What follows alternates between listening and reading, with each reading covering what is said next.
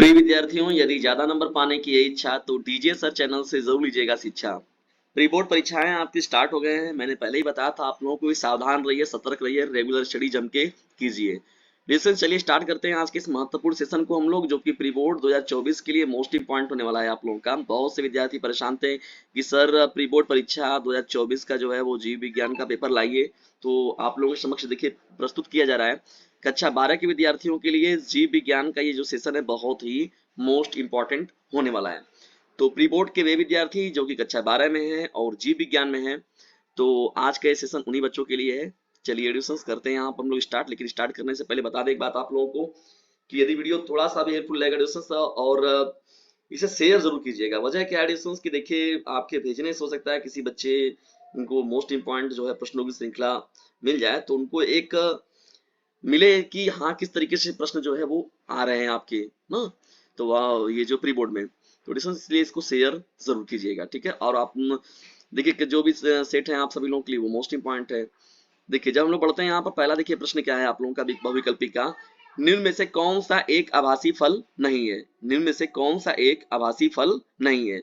सेब, स्ट्रॉबेरी, अखरोट, आम। तो देखिए डिस्टेंस जो है ये सच्चे फल के रूप में आम का हम लोग प्रयोग करते हैं ना, वास्तविक फल के रूप में है ये। जबकि सेब, स्ट्रॉबेरी और अखरोट जो होता है ये आभासी फलों में आते हैं, ठीक है ना। ये इंपॉर्टेंट रहेगा आप लोगों का। प्रश्नों की श्रृंखला में जब लोग आगे बढ़ते हैं, देखिए यहाँ पर डिस्टेंस तो ख प्रश्न देखिए क्या है। प्रोटीन संश्लेषण के प्रारंभन हेतु प्रारंभक प्रकूट है। तो प्रोटीन संश्लेषण के प्रारंभन हेतु प्रारंभक प्रकूट कौन है? यूएजी, यूजीए, यूएए, एयूजी।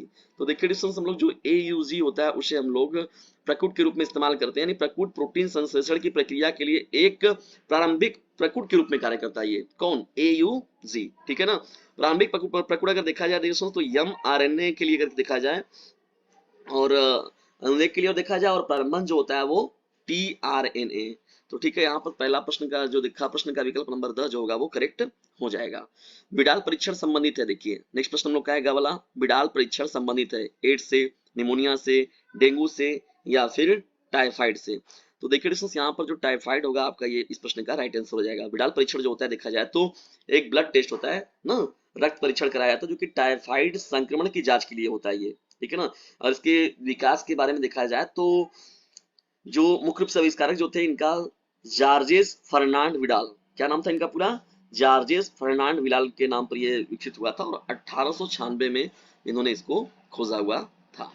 डीएनए के खंडों को जोड़ने के लिए प्रयुक्त एंजाइम कौन है? देखिए डिस्टेंस जो डीएनए जो लाइगेज होता है, डीएनए लाइगेज नाम का एक एंजाइम होता है, वो क्या काम करता है? डीएनए के खंडों को जोड़ने के लिए प्रयुक्त एंजाइम है।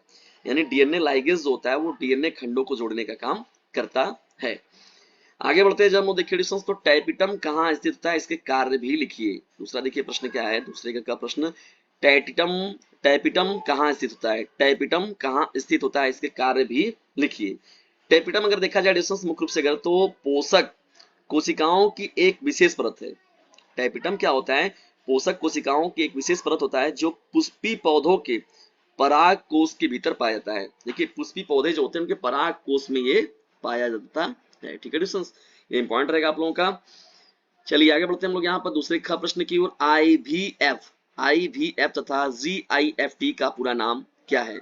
देखिए डिस्टेंस यहाँ पर जो बालिके हैं, जिस बालिका देखिए यहाँ पर जो प्राप्त हुआ ये पेपर, डिस्टेंस जो है 12th में वो रेडियो की छात्रा भी है, तो ऐसे पेपर पर नहीं लिखना चाहिए। पहले तो आप सभी लोग चीज ध्यान दीजिएगा, कभी भी एक दूसरे स्टूडेंट से पूछ के ये जो सोलाई ने ये गलती की हुई है, आप लोग इस गलती को मत करिएगा।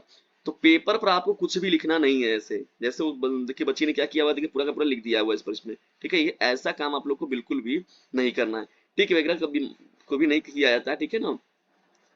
आईवीएफ का देखिए फुल फॉर्म के बारे में बात किया जाए, इन विट्रो फर्टिलाइजेशन। देखिए आईवीएफ का जो पूरा नाम होता है इन विट्रो फर्टिलाइजेशन जो होता है वो आईवीएफ का पूरा नाम होता है, ठीक है ना डिस्टेंस। अगर देखा जाए आमतौर पर देखा जाए तो इसे हम लोग टेस्ट ट्यूब बेबी भी कहते हैं, ठीक है ना।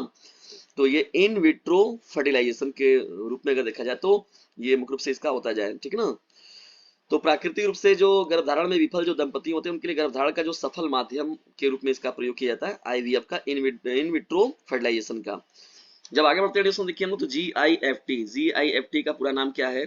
तो देखिए गेमिट इंट्रा फोलोपियन ट्रांसफर। ठीक है दोस्तों, क्या हो जाएगा? जी से क्या हो जाएगा आपका? GAMET, गेमिट हो जाएगा, intra INTRA intra, fallopian FALLOPION fallopian, और यहाँ पर हो जाएगा टी से ट्रांसफर। तो ये इसका पूरा फुल फॉर्म हो जाएगा। अगला प्रश्न की ओर बढ़ते हैं देखिए दोस्तों, तो हार्ट स्पॉट क्या है? हार्ट स्पॉट क्या है? अल्कोहल के दो कुप्रभाव बताइए। द्विनिषेचन की खोज किसने और किस पौधों की जाति में की थी? ठीक है दोस्तों, ये हो जाएगा आपका। जियम क्रॉप्स किसे कहते हैं? इसके एक लाभ भी बताइए। हार्डी वेन वर्ग का समीकरण क्या है? यह मेंडल के किस नियम की पुष्टि करता है?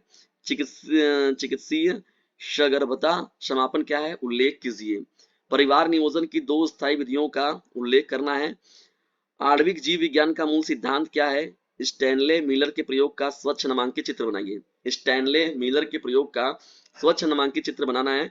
पेनिसिलिन की खोज कब किसने किस पौधे से प्राप्त की? पेनिसिलिन की खोज कब किसने और किस पौधे से प्राप्त की?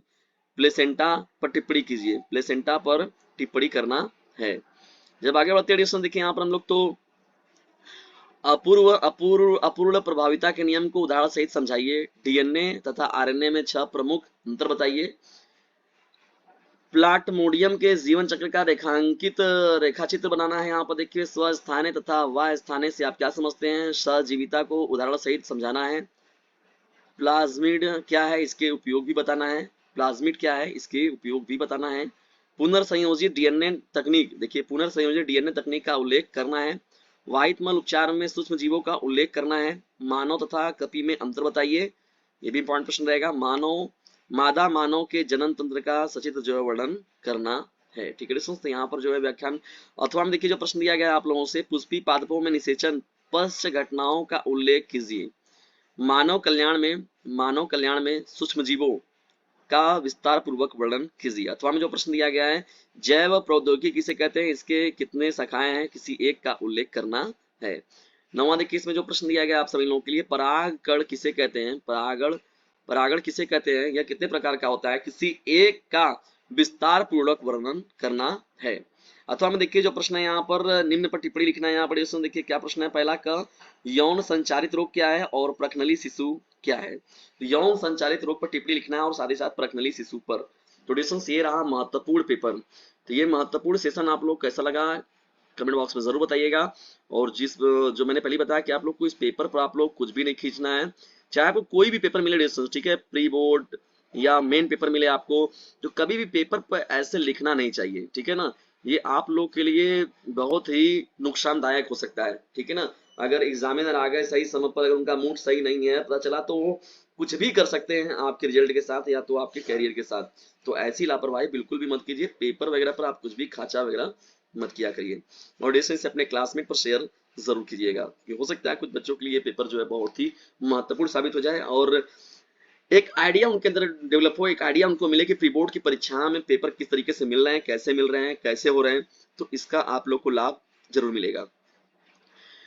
और इसे अपने क्लासमेट पर शेयर जरूर कीजिएगा।